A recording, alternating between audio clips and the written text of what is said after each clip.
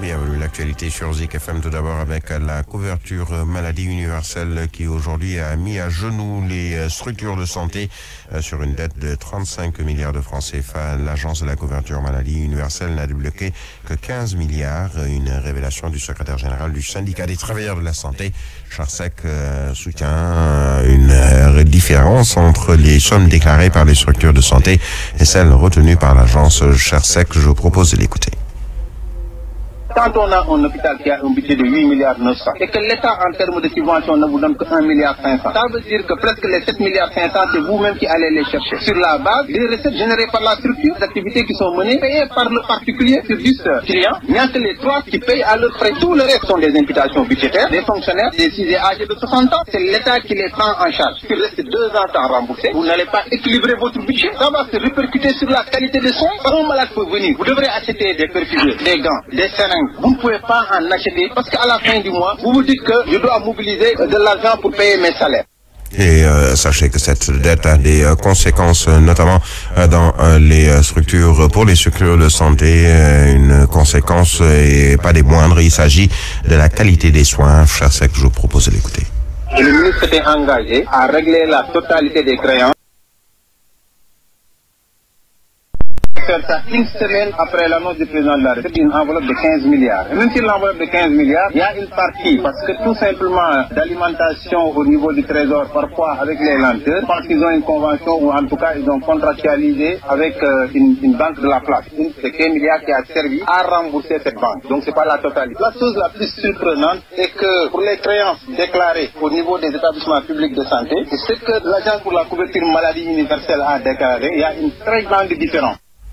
Nous parlons toujours santé avec le coronavirus. Au total, 6170 patients ont été guéris du coronavirus sur les 9266 cas déclarés depuis la première apparition du coronavirus au Sénégal. Selon le coordonnateur de la commission psychosociale du ministère de la Santé et de l'Action sociale, les personnes guéries bénéficient à côté d'une prise en charge psychosociale. Le docteur Aboussi de révéler qu'elles sont orientées vers des structures spécialisées pour poursuivre la prise en charge. Une déclaration faite hier matin en marge d'un atelier sur la stigmatisation et le déni de la maladie à coronavirus. Je vous propose de l'écouter. À un certain moment, on est obligé de reverser ces personnes, de référer ces personnes vers les structures dédiées qui constituent le système de santé. Parce que rappelons-le, l'objectif encore une fois de plus, c'est de tester la résilience et de voir qu'effectivement le système de santé est résilient. Donc il ne s'agit pas, notre objectif n'est pas de pouvoir garder les personnes qui ont été testées positives à la Covid dans cette prise en charge psychosociale, mais c'était un accompagnement dans le but de pouvoir secondairement les reverser dans le système de soins naturels du Sénégal. Et nous parlons du ministre de la Santé, Abdoulaye Diouf Sarr, qui doit recevoir le prix du meilleur manager africain du secteur de la santé. Seulement, ce prix devait être dédié à Madame Eva Marie Coll Seck, selon une note qui a été émise par les organisateurs du prix PADEV. Et c'est cette dernière qui a décliné cette offre, finalement, donc qui va échoir au ministre de la Santé et de l'Action sociale actuelle, Abdoulaye Diouf Sarr.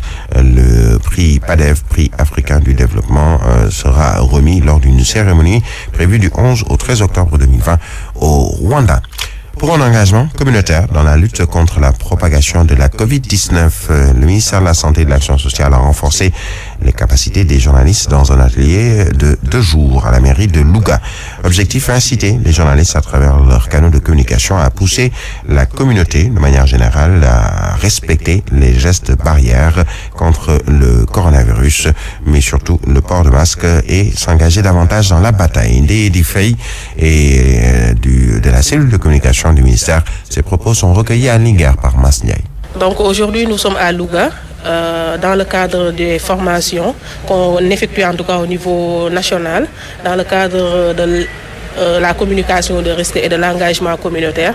Concernant la COVID-19, aujourd'hui nous sommes en période de crise, en période de pandémie de la COVID-19. Donc nous avons jugé nécessaire de renforcer les capacités non seulement des CRGE et des journalistes dans chaque région, les capacités en tout cas dans tout ce qui est engagement communautaire et dans tout ce qui est communication de risque. Parce qu'aujourd'hui nous sommes conscients que cette bataille contre la COVID-19 ne sera gagnée que par l'engagement communautaire, par l'engagement de tout un chacun, parce que c'est une bataille multisectorielle.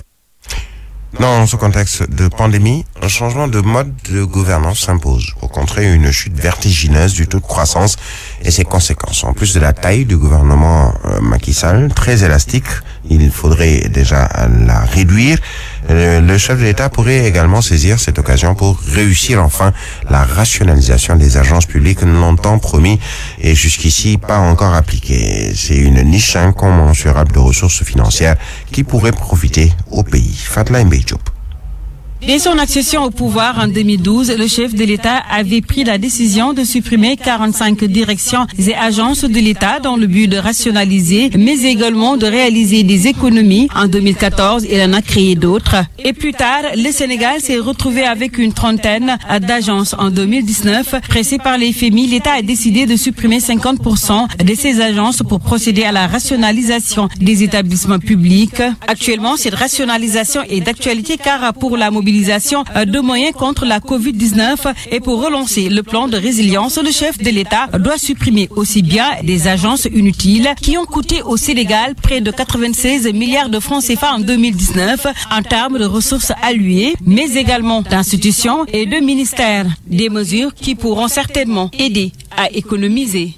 Depuis ce quinquennat du chef de l'État Macky Sall, le dernier, en tout cas selon la loi, qui ne sera guère de tout repos et entamé dans des difficultés avec surtout cette pandémie du coronavirus qui risque de faire chuter comme château de cartes les nombreux points qu'il a pourtant engrangés lors du premier mandat. En plus de remettre l'économie sur les rails, Macky Sall devra faire face à d'autres dossiers aujourd'hui très brûlants. Explication Lamine Gueye. Décidément, le président Macky Sall est en train de subir une situation de crise inédite au Sénégal. Situation qui s'est installée avec la pandémie du coronavirus. Seulement, le plus inquiétant pour notre pays, c'est que son chef ne semble plus maîtriser cette situation qui prend feu de partout. C'est vrai qu'à l'apparition de la COVID-19 au Sénégal, le président avait réussi à faire l'unité autour de sa personne. Mais ces choix qui ont suivi dans le plan de résilience économique ont fait exploser cette unité. S'y ajoute qu'aujourd'hui, les choses se sont empirées. On parle d'une possible récession économique alors que le plan de relance du gouvernement peine à prendre effet dans un contexte où les populations s'appauvrissent davantage. Ce qui a mis d'ailleurs à l'arrêt tous les grands chantiers si chers au président. Les problèmes fonciers ont fini d'installer partout des foyers de tension, réchauffant davantage un front social déjà en ébullition. C'est dans ce contexte que les responsables de l'APR ont décidé de se donner un spectacle sur fond de scandale non encore élucidé. Tout cela se passe devant un président qui semble subir, voire même dépassé par une situation dont on craint le pire dans les mois à venir.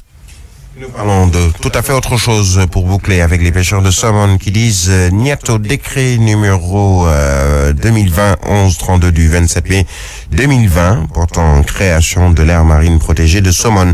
C'est la partie maritime qui s'étend sur 5 km à partir de la côte et qui fait l'objet de rejet par les acteurs qui pensent la mise en place de cette AMP sonne la fin de leurs activités. Leur embarcation, tout comme leur forme de pêche, ne sied guère à une aire marine protégée. Ils ont décrit le manque de concertation au préalable avec les acteurs et la municipalité. Correspondance Papedjei. Les pêcheurs de saumon disent non à l'AMP prévue dans les limites de la dite commune et celle de Sindia. Pour eux, l'implantation de cette AMP sonne le glas de toute activité de pêche à saumon, encore qu'ils n'ont pas été impliqués dans le processus de mise en place. Tidiane Boy porte leur parole. Nous déplorons ce décret que nous venons de voir. C'est que si on a ce décret, les pêcheurs de la saumon ne pourront plus utiliser les filets pour pêcher. Il faut qu'ils dépassent 5 km et lorsqu'ils dépassent 5 km, d'autres situations peuvent leur pousser à perdre leurs moyens qu'ils utilisent pour pêcher.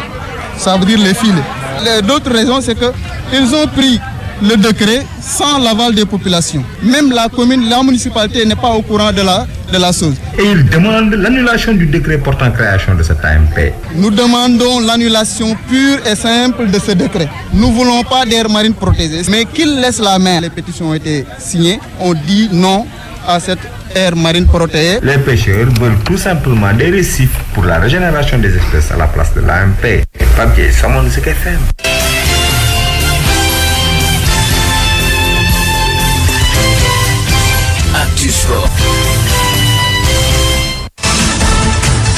Voilà, à 7h13, l'actualité des sports dans ce studio pour nous présenter ce journal.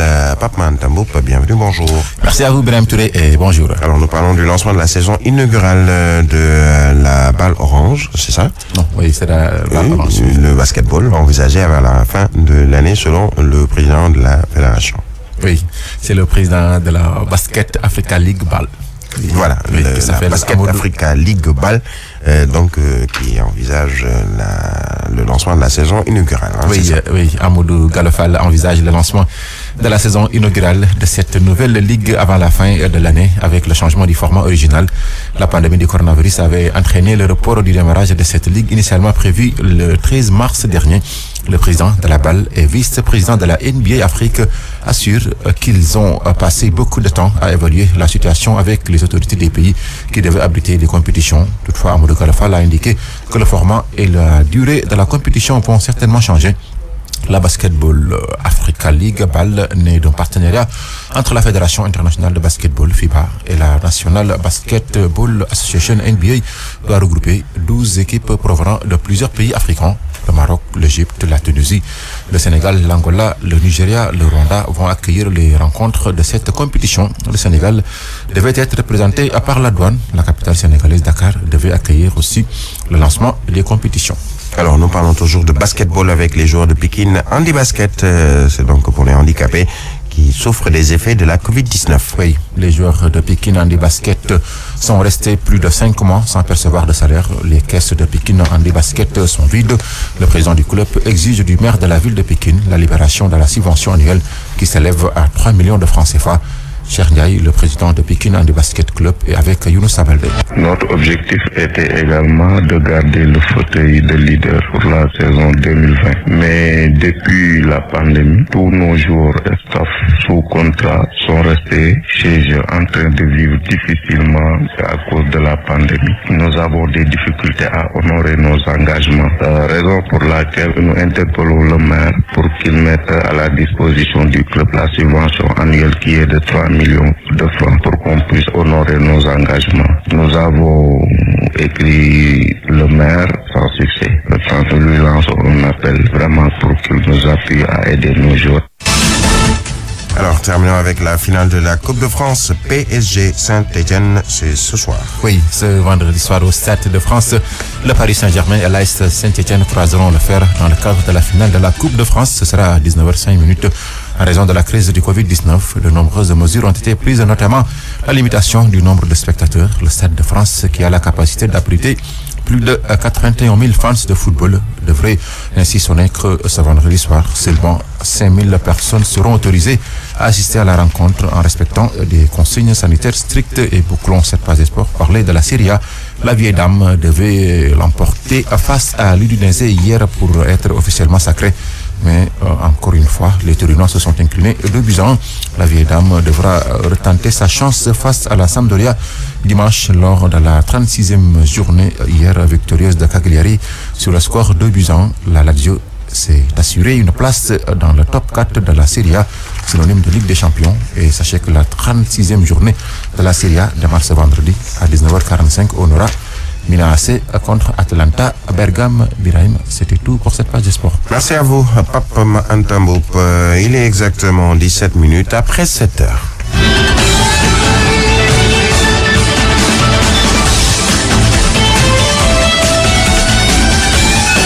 Savourez la revue de presse avec Bon Café. Bon Café, bonne journée. La presse du jour, Macky Sall à la une de plusieurs quotidiens. Le sommet également de Bamako, également dans plusieurs journaux du jour, sans oublier la pandémie du coronavirus. Voyons tout ceci avec Fabrice Kema, bonjour. Sénégal, bonjour. Actu Corona de la tribune qui nous renseigne que Ndeketeyo, la Covid-19 répare à la hausse. Et le hic d'après la tribune, c'est le pic attendu après la la Tabaski. Pour l'instant, retenons d'après le journal du groupe des médias que l'urgence sanitaire est plus qu'une réalité. En réalité des réalités, plus les jours passent et plus la barre des 10 000 contaminés pointe à l'horizon au niveau des oraisons funèbres. Retenons d'après la Tribune que la région de Kaffrine vient de répertorier son premier décès lié à la Covid-19 et situation épidémiologique avec Le Soleil quotidien qui annonce 145 nouveaux cas testés positifs, 47 cas graves et 62 patients guéris. En tout cas, Eugène Kali, mon confrère de l'Astre de Anne, note dans son article qu'en vérité des vérités, la situation épidémiologique autour du coronavirus ne s'améliore pas. Au Sénégal, alors là, pas du tout. Tout sur la fermeture et à double tour, s'il vous plaît, de l'espace Schengen à plusieurs pays africains, dont le Sénégal, avec le Témoin quotidien. Dans le journal Trentenaire, c'est mon confrère Mamadou Omar Ndiaye, alias Grandmon, qui, grâce à son courage légendaire, signe un édito histoire de dénoncer avec la dernière énergie le racisme subtil de l'Union européenne. Les Européens sont-ils devenus fous malades ou Reubdof? En tout cas, Grandmon, comprenez Mamadou Omar Ndiaye du Témoin quotidien dans son éditorial, note que cette sanctuarisation de l'espace Schengen cache mal, voire très mal, la manifestation d'un racisme primaire, voire grégaire, qui ne s'explique pas du tout et ne veut absolument rien dire. Ce qu'il faut dire aujourd'hui sur le coronavirus, d'après le Témoin quotidien, gravite autour de la situation. En tout cas, les avocats aussi impactés, voilà le titre qui barre la une du Témoin quotidien. Le journal Trentenaire, piloté avec science et conscience par Mamadou Omar Ndiaye, d'indiquer qu'entre suspension d'audience, non-exécution des décisions, raréfaction des dossiers, le barreau de Dakar a aussi payé cash un lourd tribut à la pandémie. Et il y a Vox Populi qui s'appuie sur une enquête de l'Agence nationale de la statistique et la démographie. Pourquoi faire? Eh bien, pour nous apprendre que 37,8% des Sénégalais sont pauvres, voire rablés. En tout cas, l'enquête sur l'incidence de pauvreté individuelle a été menée entre 2018 et 2019, précise Vox Populi, critique pendant ce temps, met les pieds dans le plat de Nyangal national. Pourquoi faire? Eh bien, pour faire un compte à rebours du second et dernier mandat, c'est-à-dire du last mandat de Macky Sall qui a encore 1316 jours au palais. Voilà ce que tient à rappeler Critique.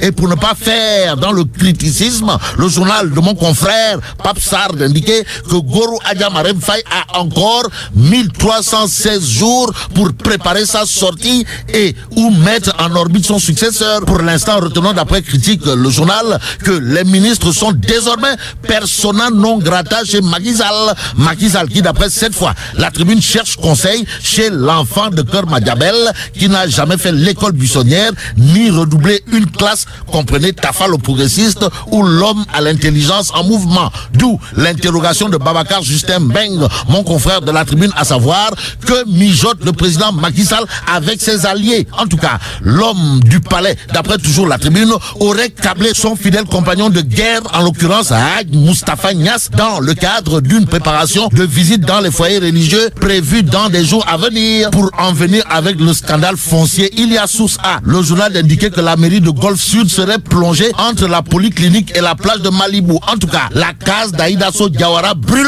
Voilà ce que révèle source A. Le journal de souligner qu'à l'origine du feu, deux beaux détenus par le fiston de la mairesse Aïdasso Diawara et le président des affaires domaniales. Or, leur site de 800 mètres carrés appartient au domaine public. Oyayo, ils sommes-nous tentés de dire. Et ce que dit la mairesse Aïdasso Diawara dans source A est clair comme de l'eau de roche, à savoir: mon fils dispose d'un bail sur ce site, mais cela ne me concerne pas. C'est un citoyen qui s'est occupé tout seul de son affaire sur justement l'affaire du scandale foncier à la mairie de Golfe Sud entre la polyclinique et la plage de Malibu, avec la case d'Aïdasso Diawara qui brûle. Eh bien, source A souligne les propos de Racine Ba, chargé des affaires domaniales, qui dira: je dispose d'un bail en bonne et due forme délivré par l'État, car ce n'est pas la mairie qui délivre un bail sur un domaine public. Bon, Sawai Samba Diobenka prend-il les enfants du bon Dieu pour des cadavres sauvages? En tout cas, le Témoin quotidien, au chapitre de l'approvisionnement en moutons, veut savoir pour faire savoir si, eh bien, si Samba Diobenka envoyait paître les Sénégalais. En attendant, terminons avec l'As quotidien. Le journal d'indiquer fête de la Tabaski, les prix des denrées flambent. Et là, mais là, tu donges de. Ouoi, Fuji Djamati. Bon, vive le Sénégal. Voilà, exactement. 23 minutes après 7 heures.